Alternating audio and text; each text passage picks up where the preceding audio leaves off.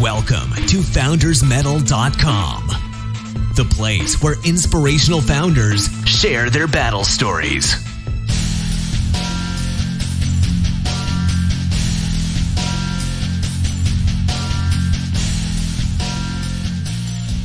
Hello, listeners, and welcome to Founders Metal, the inspirational podcast where I interview founders of non-profits and for-profits alike around their battle stories and their experiences. My name is Patrick Ache, and today I'm very, very honored to be joined by Nick Binedell is the founding director and Sassel Chair of Strategic Management of the Gordon Institute of Business Science, a business school established in Johannesburg by the University of Pretoria in the year 2000, with Nick as its founding director and dean. Nick has had a storied career, starting off in mining and manufacturing in the Barlow Rand Group, but has focused over the last 20 years in the area of business education, in which his specializations include business strategy formulation, and his consulting work, although dominant in South Africa, includes work in the United States, Europe, and Australia. In addition to this, Nick was my professor on my MBA course and taught me a very stimulating elective, which I thoroughly enjoyed, called Geopolitics and Brand Strategy. Nick, it's an honor to have you on the show. Welcome. Thanks so much, Patrick, and kind of you to invite me to take part in this discussion. Thanks so much for sharing your valuable time with us. Nick, I'd like to start at the beginning. What was your inspiration initially for this project that has become what it has, the Gordon Institute of Business Science? So, Patrick, I spent a number of years in business first and ended up at quite a young age running a company in the Barlows Group. And while I was doing that general management job, I started teaching on Saturday mornings, and I really enjoyed it. I found I got a lot of satisfaction. And so I'd finished my MBA, and I then had the opportunity to teach at the Wits Business School on a full-time basis, which I did for a short while, and really decided at that time this is what I wanted to do with my life. Realized I was very young to teach strategy, which is what interested me. You had to have grey hair, and decided to go and do a doctorate. I did a doctorate in the States, came back, rejoined the Wits Business School, and a few years later I was asked to head it up, which I did for 6 years. And then I'd had 13 years there by the time I'd finished that. And I then was a free agent, and I was invited by the University of Pretoria to establish a business school in Johannesburg. And I negotiated the terms and conditions because autonomy was very important to us, so that we could be agile. And I started doing that. And I've had an extraordinary 15 years as head of the school, but I come at this really from a practitioner's point of view. I think I spent enough time in the trenches as an executive and as a general manager, and have always been lecturing and consulting to really appreciate the challenges of people getting clever stuff done in organizations. Okay, thank you for that, Nick. From what I gather, it was something brought to you, but which you made your own. What is your advice to entrepreneurs or co-founders or who have a business idea brought to them by their co-founders or somebody else? What is your advice to them as to how to make that their own while taking into consideration the prerogatives and objectives of their co-founders or whoever brought their business idea to them? So I suppose that the most important thing in any organization is that you've got an idea that is useful to other people. And in this case, in the case of the business school, I always had this conviction that executives in organizations need to understand what we would broadly call general management. So the first piece of advice I have for anyone starting a business is to have enough experience and understanding to be able to assess whether an idea is practical and usable and of value to other people, to look at it from not your own ambitions and your own drive, but to look at it always from the outside in, always from the customer's point of view, and say the central proposition to any successful organization is that it's doing something that adds value to people's lives, and if you're very lucky, distinctively.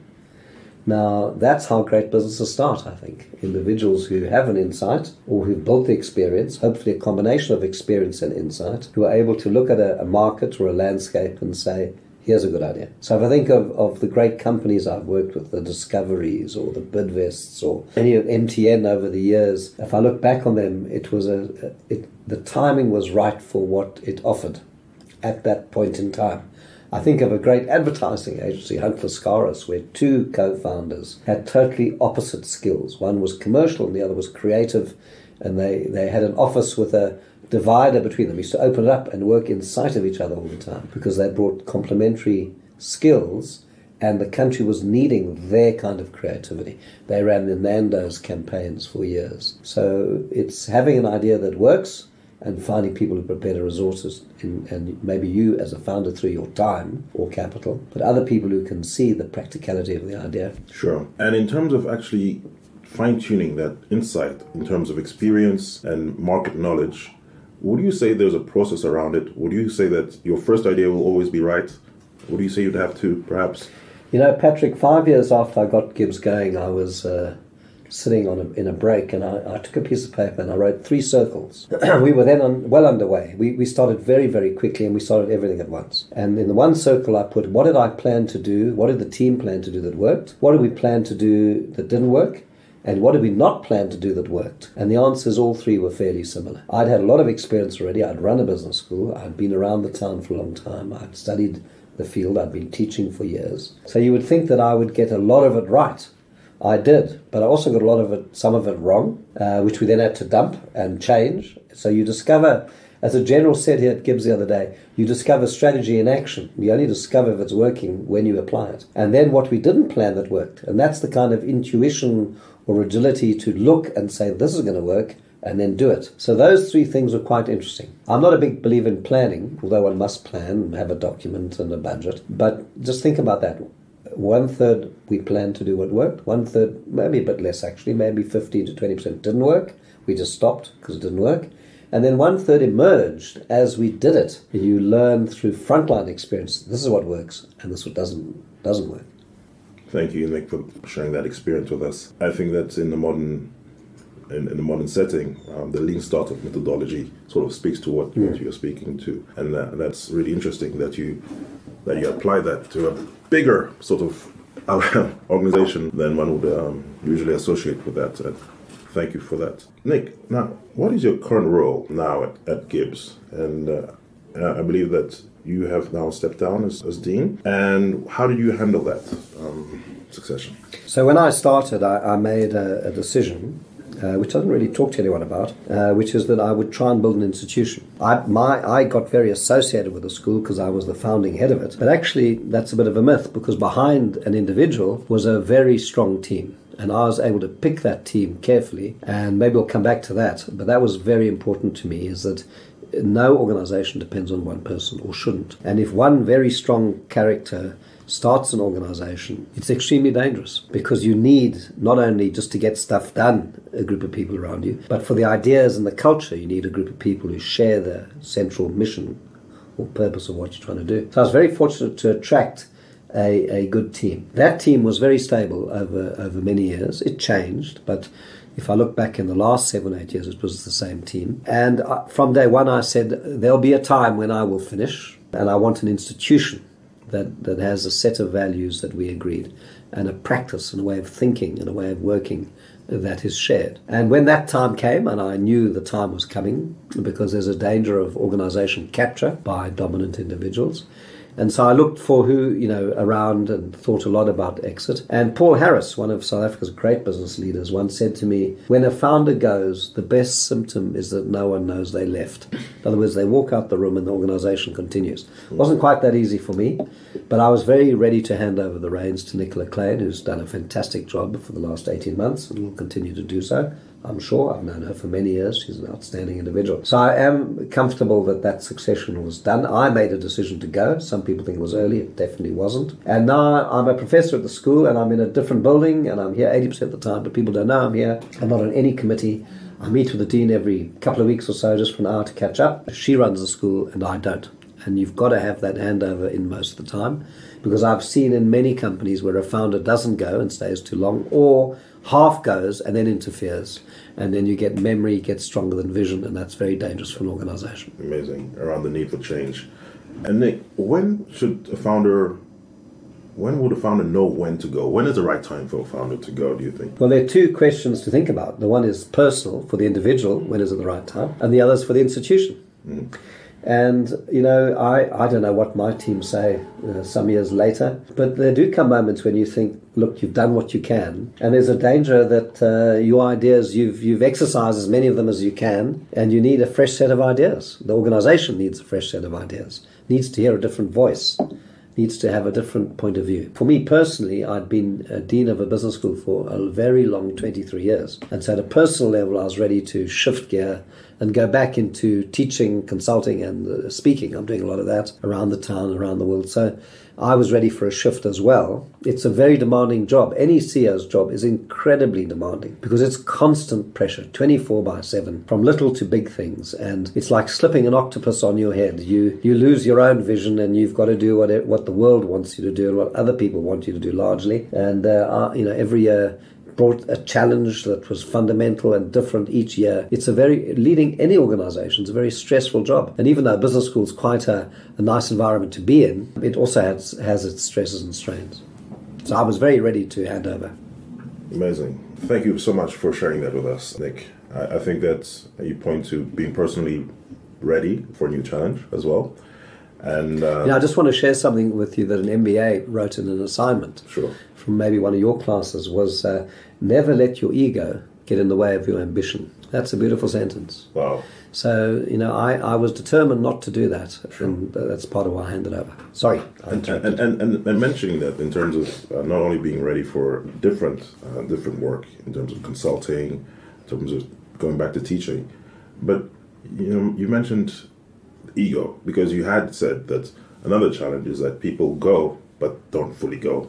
They can't seem to let go. Is that, do you think, a matter of ego, perhaps not having chosen the right successor? Or one of the world's most preeminent writers on leadership, I got to know a man called Manfred Ketz-de-Vries at INSEAD. And I got to know him quite well, and his work is absolutely exceptional on leadership. And he talks about narcissism. He says, if you're an organizational leader, at some point the danger is that you and the organization merge into one psychological entity, and you confuse your own identity with the organization's, which is a very interesting thing for founders. So he says you have to separate the two, and you have to keep a hard nose on separating, especially if you're successful. Because if you're successful in an organization or in a society or in a market, people start attributing everything to you. And it's very easy to let your ego get out of control about that. And also, you merge yourself, because of the intensity I talked about, you merge your psyche with the mission of the organization. And that is quite dangerous for the person. It's also dangerous for the institution. On the other hand, great organizations are built by an individual or a team who take on that passion and say, we are going to build. I was in Seattle in the very early days of Microsoft, and I went to visit a student of mine there, and he had I'll never forget, he had T-shirts and shorts. I'd never seen anyone work dressed like that. And I asked him, but what are you guys doing? Because I didn't really understand much about software. And he said, no, do you do software here? He says, no, we don't do software, microcomputer software at Microsoft. We are going to change the world. And he was able to articulate at the age of 22 how software was going to change the world. And they went on to do it. And I think all great organizations have got to be driven by a purpose, because people volunteer to work. And at GIBS we had a great purpose. The idea that in the 21st century, South Africa needed good institutions led by great people was a pretty obvious thing. But we were able to buy into that as a purpose. And I think that's still very much a part of the culture of GIBS. That's amazing. I think that's really, that is such valuable insight, Nick, in terms of how you have to have, as a company or as an organization, a vision bigger than just yourself, because hopefully that is what you're trying to do firstly, and that's perhaps the only way to build something sustainable and of value and that is long lasting. So thank you so much for sharing that with us. Nick, I usually call this section the crucible, but I don't think there's anything I can ask you that will ever put you under pressure, but I'll try. Go ahead. Nick, you did say you had the experience in teaching, in leading a business school at Wits, and that you perhaps felt it was the right time. But many budding entrepreneurs or founders of nonprofits feel like, why me? Why am I the person that can do this? How did you overcome the imposter syndrome and start? That's a very interesting question. I think if you're a leader of an institution and you don't occasionally think you're an imposter, you're not a very good leader, because you must have some self-doubt. Now, the American way is we've all got super confidence and we're all brilliant. But I think it's more subtle than that. I had many periods of doubt in individual decisions or in periods of time where I wondered if I was the right person to be doing what I'm doing. But I was lucky because I had a mix of experiences that somehow gelled. I had been in business for quite a long time. I'd run a business. I'd done my doctorate in the States in the field of strategy. I'd had business school lecturing experience, and I'd headed up a business school. If you look at those and I also was very global. I lived in 6 countries by the time I was 10, and I've been a traveller all my life, so I brought a global perspective. I also was very politically active in the 80s. So in South Africa, at one time, my colleagues at WITS used to say, I hear you've been talking about politics, and I used to say, I hear that you haven't, so we used to have these arguments. So I understood a bit of that in the 90s and then the noughties where the transition of South Africa, the transformation of South Africa was underway, and I identified very strongly with the politics at that time. So in a way, I think all of us get prepared. My sister once said, you must do what's obvious. And if it's obvious, it'll be simple. And if it's simple, it'll work because you'll be doing it naturally. And so I think for me, the teaching and the organizing, I didn't want to be the head of a business school, actually. And, I was quite young when I was asked to head up the WITS Business School. I'd just finished my doctorate, I think I was 39. But I could see that it was an opportunity that wouldn't come back, and I kind of grabbed it. I regret it in a way because I would like to have taught a bit more and done more research for a little while, and it was a young age to be head of a business school. But, someone once said the opportunity of a lifetime must be taken in the lifetime of the opportunity. And so it was that opportunity, and the school was having a tough time, and I loved it. I mean, I've had a great love for what we do. I think it's incredibly privileged to work with executives and companies the way we do. And so I have felt at times, am I the right person? And I'm sure some people might have thought I'm not. But you must worry and doubt every now and then. You must look in the mirror and ask yourself, am I the right person to be doing this? Mm-hmm. And am I doing the right thing for me and for others? Mm-hmm. Thank you so much, Nick. I mean, you mentioned there, what I picked out in terms of broad categories are getting that experience, getting that confidence based on real achievements and experience, and then allying that with passion, with actually, loving what you do. And I think that you found that sweet spot between those two, as well as what the market needed. In fact, between these 3 different categories. There's also an element of cheekiness. So when I became the head of the WITS Business School, I was not a professor. In fact, there were 7 professors and the head of the school, and I was junior to them. And when I started GIBS, it was also cheeky because there were lots of business schools and a lot of people didn't think there was room for another one. So I've always had a bit of that, and I think entrepreneurial founders have a bit of that. They've got a bit of resilience, a bit of chutzpah, a bit of drive to say, why can't I do this? And the best thing to do with those kind of personalities is say you can't, because that kind of really gets them to dig in and say, no. If I think of the great entrepreneurs I've met, they've all been like that. They've all had this era, well, I think I can do it, so I'm going to give it a go. Amazing. And that ability to give it a go. What I think about South Africa and about the world at the moment is it's a frontier and it's very open, and we're in an era of discovery. So actually most things can work. The weird thing is so much can work with drive and a bit of imagination. You can get a lot of things to work. Nature's very forgiving in that way. There's room. If I just think now about the digital era and about the algorithms and about the markets for big data, this revolution is gathering momentum. It's not something that I'm intuitively good at, but I get it, that we're heading northeast and we're not heading southwest, and that we've got to go that way. And I want to be part of that journey. And so you say, no, I'm going to give it a go. Amazing. And definitely that's something that I picked up in you, Nick, that you are someone who has no fear for the fight. Well, maybe not no fear, but you actually seek it somehow, in a way, and you're ready for it, especially if it's going to advance something that you've deemed worthwhile, as you did with GIBS. So thank you so much, Nick, for that. That was amazing. You mentioned chutzpah, you mentioned chutzpah, you mentioned optimism, actually, as well. And I think that is also key. And I think that... knowledgeable optimism. You've got to have the... Sure. Naive optimism doesn't work too well. Sure. You've got to survey the territory. Sure. Optimism founded on facts. Yeah, well, I'm just founded on some experience and insight and facts. Yeah, sure. Amazing.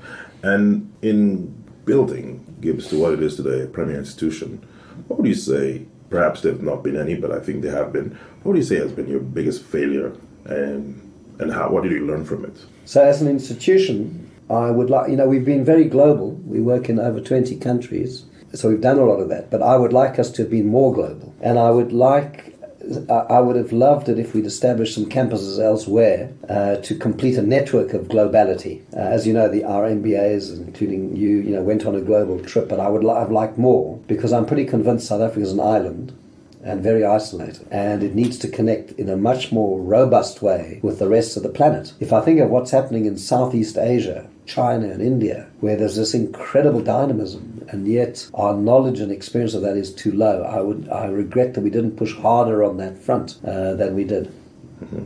So that's an example of something that, a lot of failure is not that it goes wrong, it's that there was something you could have done that you didn't do. And running any organization, what I learned in starting GIBS is the no list is bigger than the yes list. I had to keep focus, and many people started approaching us to do things, and I kept saying no, no, no, until the time was right, no, no. The no list in strategy is as important as the yes list, because the yes and the no list define your strategy. It's the core concept, and so I wish I'd done a bit more of the global, and a bit more in the continent, frankly. I've travelled around the continent a lot, but I think South Africa has to build this bridge and understand this continent much, much better than it does. So those are two that I'd share with you. Sure. But then at the same time, you did say that you have to stay focused. So is there a certain learning there? I mean, how do you balance the two? No, that's the balance between the yes-no list. Sure. That you and the team have to consciously write down the no's and write down the yeses. And what the American military taught me, you only do three things. You can only do three things at once that matter. Three strategic things. And whatever they are for the year, or whatever period you're thinking about, just focus on three things. And the rest you just have to be... you never get through your to-do list. In the early days, I used to give myself because I was working 14 hours a day, 6 days a week for the first 5 years, my to-do list would never disappear. And I'd say, but I haven't done anything I meant to do. Your to-do list never disappears, and you've got to live with that. And your yes list is the list you've got to focus on. You've got to keep coming back to what's the priority. Sure. And I think perhaps in that sense it wasn't a failure, because after all, GIBS has gone very far from those days. But I think we got some of the basics right. Sure. Sure. Amazing. And thank you so much, Nick, for sharing your time with us. I'd like to end off with this one question that I think extracts quite a bit of wisdom, sometimes also for the founder. I'd like to ask, looking at yourself when you were about to start GIBS, maybe just before, and knowing what you know now, what would you have told yourself? So there's a lovely American expression that says you can't jump a chasm in 2 jumps. Chasm you got to jump in 1 jump. And I was very conscious of what I was trying to do, the scale of it, because we built a big campus and we launched it all at once, and we did it very, very quickly. From the time we purchased the land, from designing, demolishing the buildings and building this campus was 9 months. So it had to be done very, very quickly. So, that was very much part of the thinking at the time. I've been very fortunate, I think. I've had a remarkably lucky career. I've not had a major accident on the freeway, and that may be because I haven't driven fast enough. I've got some things wrong, but on the main, it's been okay. And I'm just so grateful. This country's story and its future story, the next 10 years are going to be extraordinary here, because the forces of change are building up, and we're a modern economy in a complex world, and we're going to fight for our lunch, and I'm very grateful to be part of it still. And now I'm in my 60s, I've got to soon figure out what I'm going to do when I grow up, because I've still got one more bullet in the barrel, and it won't be to start something like GIBS, but it is to make a contribution. Sure. I'm very energized by the world in South Africa at the moment. I think we live in the age of discovery. And the age of disruption, and that's a very exciting place to be, and South Africa's always been like that, and for that I'm very grateful. Amazing. And thank you so much for that. I think from my sense is that you wouldn't have told yourself anything different. You would have said, go for it, like you ended up doing. You didn't leap it with 2 jobs. You can't. You have to go in both feet first. Absolutely. So thank you for that. I think that's a sign of a life well lived, that you have really no regrets I always have no real changes or things to tell your younger self. Lucky on the freeway. Yeah, maybe you also that. Yeah. And I think this optimism and founded on experience and data that you have had and you've gathered through your research and your teaching around the future of South Africa now, maybe brings it around to maybe one question: what would you think would be the best for GIBS growth, the institution that you created in this climate? What factors will be most important for ensuring GIBS continuity and growth in this very dynamic and, yes, positive climate in that there are opportunities? What do you think would be the key factors? So that's not a question for me in a way. That's a question for the dean. Sure. But for me, I think we'd agree that the centrality of what lies ahead is what I call strategic leadership. That individuals and teams and organizations have to have a strategy. In other words, how will they compete next and what will they do to innovate? At the same time, they have to build the capacity to get it done. The structure of the organization, culture, the leadership, the processes. And it's the marriage of strategy and leadership that I think needs to be at the core of education providers, like a business school. Because the challenges that leaders are going to face inside their organization, our organizations are built for the 20th century, not the 21st century. They're too hierarchical, they're slow, they're capable, but they're slow. And we need to redesign our organizations. But much more excitingly is how the market's changing.